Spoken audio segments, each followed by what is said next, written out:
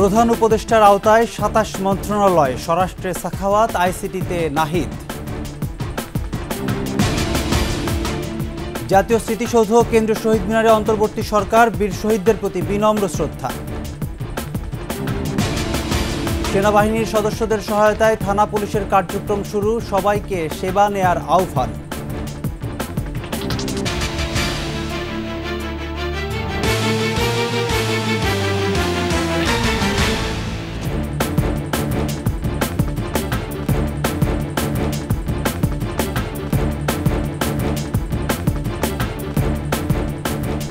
শুনছিলেন first security ইসলামী bank PLC সংবাদ শিরোনাম। আমন্ত্রণ ২১ সংবাদে, সাথে আছি আমি প্রণব চক্রবর্তী।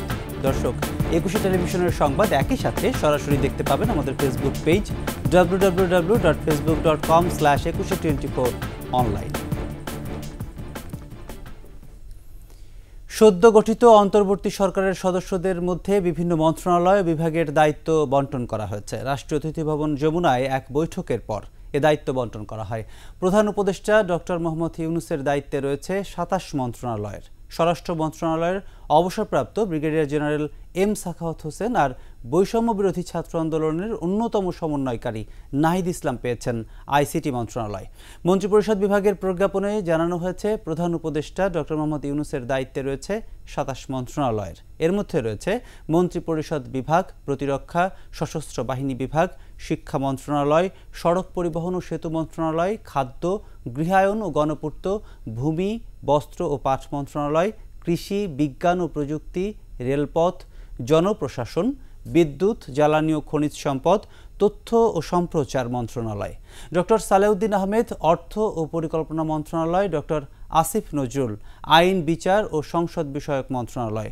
অবসরপ্রাপ্ত brigadier general M Sakhawat Hossain স্বরাষ্ট্র, আদিলুর রহমান খান শিল্প, হাসান আরিফ স্থানীয় সরকার ও পল্লী উন্নয়ন, তৌহিদ হোসেন পররাষ্ট্র, সৈয়দা রিজওয়ানা হাসান পরিবেশ ও বন, নাহিদ ইসলাম ডাক, টেলিযোগাযোগ ও তথ্য প্রযুক্তি, আসিফ মাহমুদ সজীব ভূঁইয়া যুব ও ক্রীড়া, ফরিদা আক্তার মৎস্য ও প্রাণী সম্পদ, আফামা খালিদ হাসান ধর্ম, নূরজাহান বেগম স্বাস্থ্য মন্ত্রণালয় এবং সমাজ কল্যাণ মন্ত্রণালয়ের দায়িত্ব দেওয়া হয়েছে শারমিন এস মুর্শিদকে।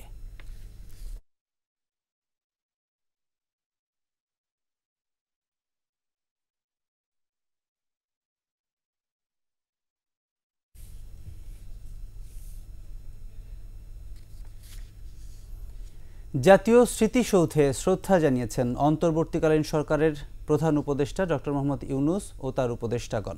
এ সময় কিছুক্ষণ নীরবে দাঁড়িয়ে থাকেন তারা। পরে সেখান থেকে কেন্দ্রীয় শহীদ মিনারে এসে শ্রদ্ধা জানান মহান ভাষা আন্দোলনে শহীদদের প্রতি।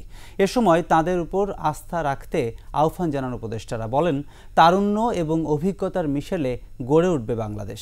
বিস্তারিত থাকছে রিপোর্টে।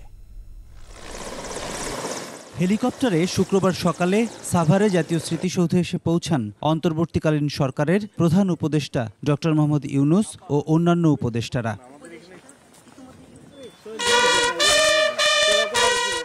বৃষ্টিভেজা সকালে জাতির শ্রেষ্ঠ সন্তান, মুক্তিযুদ্ধের বীর শহীদদের প্রতি ফুল দিয়ে শ্রদ্ধা জানান প্রধান উপদেষ্টা ডক্টর মোহাম্মদ ইউনূস।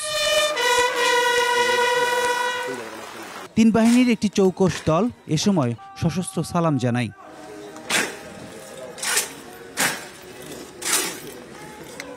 এরপর ১৩ উপদেষ্টাকে সঙ্গে নিয়ে শ্রদ্ধা নিবেদন করেন প্রধান উপদেষ্টা। পরে স্বাক্ষর বইয়ে নিজের অভিব্যক্তিটুকু লিখে রাখেন অন্তর্বর্তী সরকারের প্রধান। সাভার থেকে অন্তর্বর্তীকালীন সরকারের প্রধান এবং অন্য উপদেষ্টারা আসেন কেন্দ্রীয় শহীদ মিনারে। শুরুতেই ভাষা শহীদদের প্রতি শ্রদ্ধা জানান প্রধান উপদেষ্টা ডক্টর মোহাম্মদ ইউনূস। এরপর অন্য উপদেষ্টাদের নিয়ে আবারও শ্রদ্ধা জানান প্রধান উপদেষ্টা। পরে উপদেষ্টারা সাংবাদিকদের জানান, অন্তর্বর্তীকালীন সরকারের উপর জনগণের আস্থার মর্যাদা রাখতে কাজ করছেন তারা। আমাদের তরুণ সমাজ আমাদের জন্য যে অপূর্ব সুযোগ এনে দিয়েছে দেশ গড়ার, এই সুযোগটা যেন আমরা কাজে লাগাতে পারি।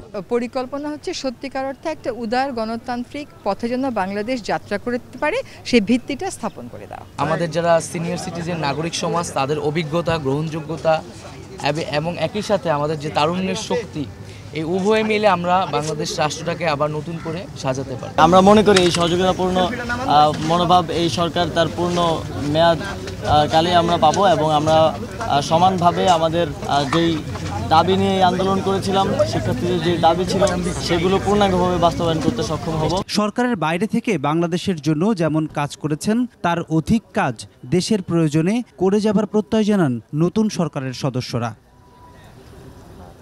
প্রণব চক্রবর্তী, 21 টেলিভিশন, ঢাকা। আন্দোলনের মুখে শেখ হাসিনা সরকারের পতনের পর থমকে যায় সব থানার কার্যক্রম। পুলিশের উপর হামলা হয়, লুটপাট, অগ্নিসংযোগ করা হয় থানায় থানায়। আতঙ্কে গা ঢাকা দেন পুলিশ সদস্যরা। অবশেষে প্রায় 4 দিন পর সামরিক বাহিনীর সদস্যদের সহায়তায় থানা পুলিশ কার্যক্রম শুরু হয়েছে। পার্থ সারথীর প্রতিবেদন। আন্দোলনে শেখ হাসিনা পালিয়ে যাওয়ার পর বিক্ষুব্ধ জনতা হামলা ভাঙচুর করে বিভিন্ন পুলিশ থানা। আতঙ্কে গা ঢাকা দেন পুলিশ সদস্যরা। 4 দিন পর শুক্রবার সকাল থেকে রাজধানীর প্রায় 29টি থানার কার্যক্রম শুরু হয়েছে। প্রতিটি থানায় পুলিশ সদস্যদের সহায়তায় থাকছেন সেনা সদস্যরা। সংবাদ সম্মেলনে সেনাবাহিনী জানায় 5ই আগস্ট জনমানুষের প্রচণ্ড স্রোত ছিল। সাধারণ মানুষের সঙ্গে দুর্বৃত্তরা পুলিশসহ মানুষ হত্যা করেছে। তখন থেকেই থানার নিরাপত্তা জোরদারের ব্যবস্থা করা হয়। এই এলাকার বিভিন্ন ব্যবসায়ী প্রতিষ্ঠান, ব্যবসায়ী মালিক সমিতি, গণ্যমান্য ব্যক্তিবর্গ, students, teachers, scouts, BNCC, answer বাহিনী, তাদের সবার সাথে আমাদের সমন্বয় সভা করেছি, যার মাধ্যমে সবাই আমাদেরকে আশ্বস্ত করেছেন যে পুলিশকে নতুন করে রিফর্ম করে তাদের কার্যক্রম অল্প সময়ের মধ্যে শুরু করার জন্য তারা সকলেই আমাদের সাথে পুলিশ ভাইদেরকে সবাই সাহায্য সহযোগিতা করবে, এভাবে আমাদেরকে সবাই আশ্বস্ত করেছে। পুলিশ কর্মকর্তারা বলেন, সামরিক বাহিনীর সহায়তায় পুলিশের সব কার্যক্রম শুরু হয়েছে। Ongoing process. এখনও সব লোকজন আসে নাই, আমাদের অনেককে খবর দিয়েছি। প্রায় এখানে আমাদের 30-40 জন পুলিশ অফিসার সহ ফোর্সরা এসেছে, আরও লোকজন আসছেন অন দ্য ওয়ে। তো যার কারণে আশা করছি যে আমরা দুপুর নাগাদ আমাদের অধিকাংশ অফিসার ফোর্স এখানে চলে আসবেন এবং কার্যক্রম কিন্তু সকাল 8টা থেকে আমাদের চলছে, কোথাও কোনো সমস্যা নাই। এখন সেই ভীতির জায়গাটা থেকে আমরা বেরিয়ে আসতে পেরেছি। নাগরিকের থানায় এসে সেবা নেয়ার অনুরোধ জানানো হয় সংবাদ সম্মেলনে। অনেকগুলো ফ্যামিলি আছে, প্রায় 200-300 ফ্যামিলি আছে এখানে। পার্থ সারথী, 21 টেলিভিশন, ঢাকা। সময় হলো বিরতির, যখন ফিরছি তখন থাকছে। কমলা হ্যারিসের প্রথম নির্বাচনী বিতর্ক 10 সেপ্টেম্বর। মুখোমুখি হচ্ছেন ডোনাল্ড ট্রাম্পের।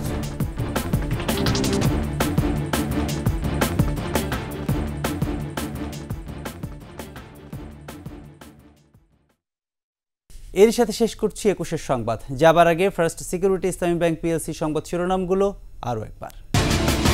প্রধান উপদেষ্টার অধীনে 27 মন্ত্রণালয়, স্বরাষ্ট্রে সাখাওয়াত, আইসিটিতে নাহিদ। জাতীয় স্মৃতিসৌধ, কেন্দ্রীয় শহীদ মিনারে অন্তর্বর্তী সরকার, বীর শহীদদের প্রতি বিনম্র শ্রদ্ধা। সেনাবাহিনীর সদস্যদের সহায়তায় পুলিশ থানার কার্যক্রম শুরু, সবাইকে সেবা নেয়ার আহ্বান।